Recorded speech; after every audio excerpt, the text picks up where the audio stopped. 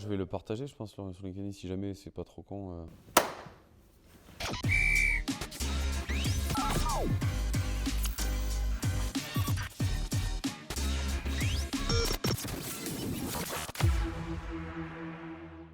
Salut Benoît, Salut. comment vas-tu pour commencer? Ça va bien, ça va un peu mieux que les dernières semaines où j'ai pas trop joué au rugby, donc là ça m'a. Pas trop stressé d'être devant nos caméras? Je suis un peu plus tendu que Mathieu Vachon, qui lui est très habitué à tout ce qui est caméra. Il a été beaucoup interviewé, comme il l'a dit de son dernière interview avec vous. Alors pour commencer, tu es né à Montréal au Canada. Tu as vécu 3 ans, si je ne me trompe pas. Oui. Est-ce que tu peux nous expliquer qu'est-ce qui change entre le Canada et ici à Toulouse? Alors oui, je suis né au Canada, mais de 0 à 2 ans et demi, j'ai pas beaucoup de souvenirs. Par contre, j'ai eu la chance d'y retourner. Ce qui change, c'est que les 4 mois que j'ai fait à Montréal en 2012, il fait très chaud, les gens sont adorables. Est-ce que ça change par rapport ici? Je ne sais pas. Le sport, le rugby n'est pas très connu. C'était une autre façon de voir ce sport-là. Et après, les 9 mois à Vancouver, c'est une vie un peu très différente, beaucoup à l'américaine.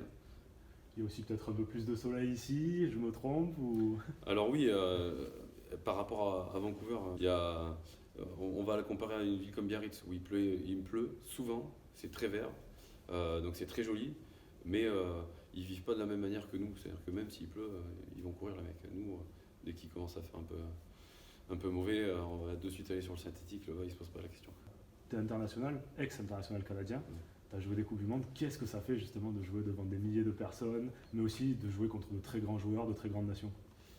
C'est des sentiments qui sont évidemment exceptionnels, surtout quand on n'est pas forcément préparé à ça. Et puis d'avoir la chance de jouer sur des pelouses comme au Millennium Stadium par exemple, d'aller jouer au Japon, et même si c'est la finalité, les Coupes du Monde, c'est surtout ce qui était entre la préparation, tous les matchs qu'on a pu disputer dans des grands stades contre de très belles nations, aller au Fidji, etc. C'était un rêve de gosse, quoi. C'était cool. Qu'on soit clair, Ernest Argelès, c'est mieux que le Millennium. C'est différent. C'est différent. Non. Le Millennium Stadium, ça reste le plus grand souvenir que j'ai dans ma carrière de rugby, parce qu'il y avait une surprise à y être déjà, parce que c'était l'équipe d'Irlande, que j'ai peut-être l'équipe une des plus fortes que j'ai eu la chance d'affronter, et de pouvoir rentrer en jeu sur cette pelouse mythique dans une atmosphère comme ça, devant qui plus est ma femme, franchement c'était chouette. On va en venir au club de Blagnac. Ouais. Quel rôle on joue dans le vestiaire, tout simplement, lorsqu'on a joué une Coupe du Monde et qu'on se retrouve dans un vestiaire du championnat national aujourd'hui? Alors, c'est vrai que l'expérience que j'ai eue grâce aux sélections avec le Canada m'apporte au quotidien dans le vestiaire.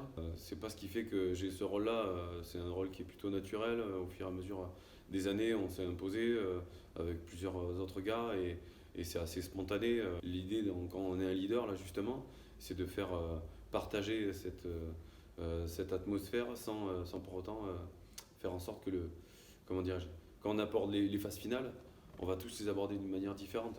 La résultante, c'est qu'il faut qu'on soit tous bons. Justement, ça fait quelques années que tu es au club. Tu as forcément une petite saucisse, une petite anecdote à nous raconter sur un de tes coéquipiers, ou plusieurs d'ailleurs. Alors attends, laisse-moi réfléchir parce que j'y ai pas. Benji Doro, faut pas aller trop sur la gueule parce qu'il va. Oui, il va mettre des pièces. Il va passer après. Il n'y avait pas une histoire de défi de poids où vous surveillez le poids de Gavin Villeroy? Ouais, mais ça, c'est pour le fun, ça. C'est parce que le porc, il joue talonneur, il fait 85 par jour. Au bout d'un moment, on l'a un peu branché et on a dit bon, écoute, Gavin, tu vois, j'aurais rêvé qu'on me demande de prendre du poids, quoi. Tu vois, moi plutôt je demandais l'inverse. Et lui, il n'y arrive pas. Et puis un jour, il me dit ouais, mais en fait, le problème, c'est que je fais trop la bringue.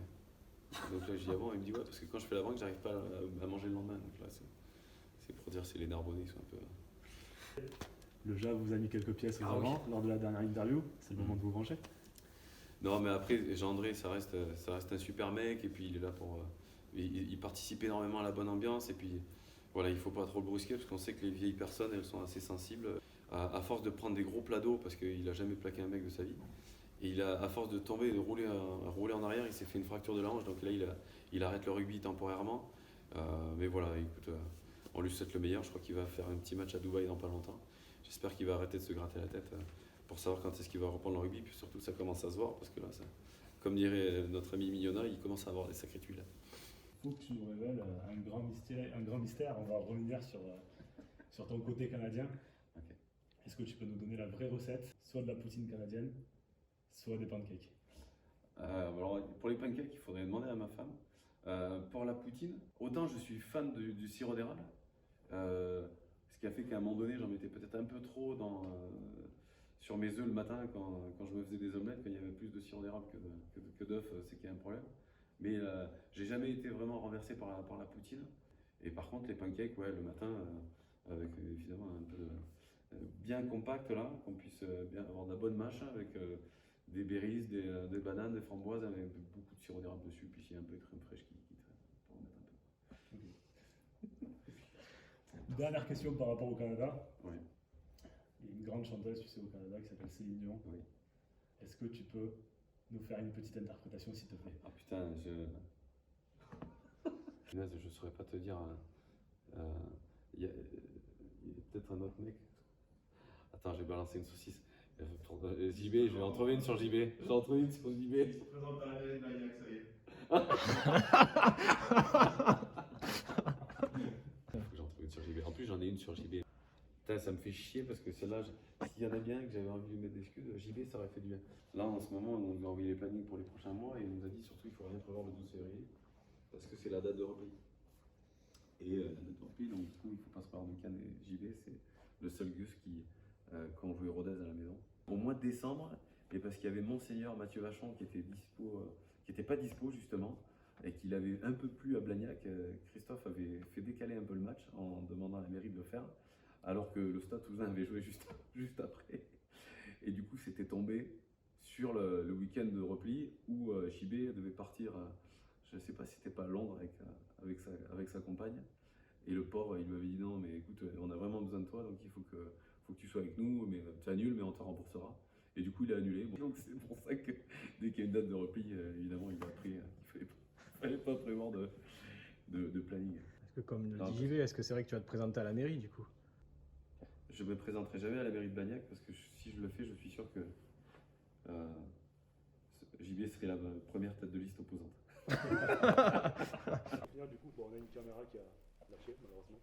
Est-ce que tu peux nous faire un très beau clap de fin face caméra? Okay. Allez, merci les gars, à bientôt.